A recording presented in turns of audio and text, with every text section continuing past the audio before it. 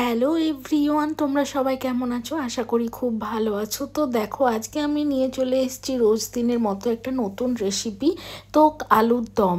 তো কাশ্মীরি আলুর দম মোস্ট ফেভারিট বাঙালিদের আলুটাই একটা আলাদা ব্যাপার থাকে, ইমোশন জড়িয়ে থাকে। আলু তরকারিতে না দিলে বাঙালিদের কোনো তরকারি হয় না। তো চলো দেখে নিই কীভাবে কাশ্মীরি আলুর দম বানাচ্ছি। তো প্রথমে আলুগুলোকে এরমভাবে সাইজের কেটে নিতে হবে। এরপর কড়াইতে তেল দিয়ে, সর্ষের তেল দিয়ে ভালোভাবে দেখো আলুগুলোকে আমি ভেজে নেব। আলুগুলো ভাজার সময় অল্প একটু লবণ, একটু হলুদ দিয়ে ভালোভাবে ভেজে নিচ্ছি। তো দেখো ভাজবো যখন লাল লাল হয়ে আসবে, এদিকটা উল্টে দিয়ে আরেকবার ভালোভাবে লাল লাল করে ভেজে তুলে নেব।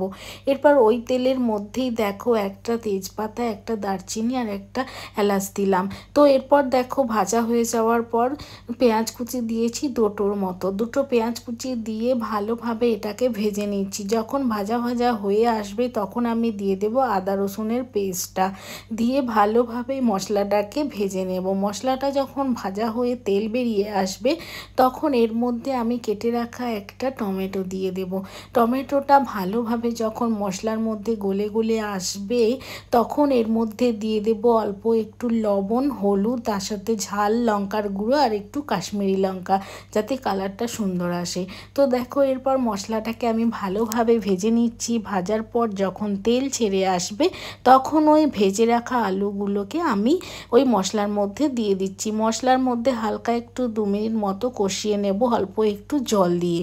দেখো যখন মশলা থেকে তেল ছেড়ে আসবে এর মধ্যে দিয়ে দেব আমি গরম জল।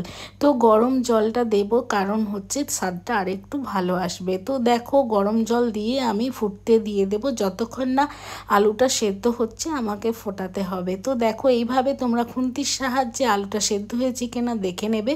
এরপর নামানোর আগে অল্প একটু ধনেপাতা কুচি দিয়ে তোমরা নামিয়ে নেবে। যদি চাও তোমরা গরম মশলা অ্যাড করতে পারো, আমি গরম মশলাটা আর দিইনি, তো ধনেপাতার গন্ধটাই খুব ভালো লাগে। এরপর দেখো রেডি আমাদের গরম গরম কাশ্মীরি আলুর দম। কালারটা দেখো জাস্ট ফাটাফাটি হয়েছে আর টেস্টটাও খুব সুন্দর হয়েছে। তো দেখো এইভাবে তোমরা কাশ্মীরি আলুর দম কিন্তু ইজিলি বাড়িতে বানিয়ে নিতে পারো খুব কম সময়ে। তো আজকের ভিডিওটা তোমাদের কেমন লাগছে আর তোমরা কি কি ধরনের ভিডিও দেখতে চাইছো রান্নার, অবশ্যই আমাকে কমেন্ট বক্সে তোমরা কিন্তু জানাতে পারো। তো দেখো এই কাশ্মীরি আলুর দমটা শীতকালে গরম গরম যদি তোমরা পরিবেশন করো অবশ্যই তোমাদের ফ্যামিলির পরিবারের সকলেরই খুব ভালো লাগবে।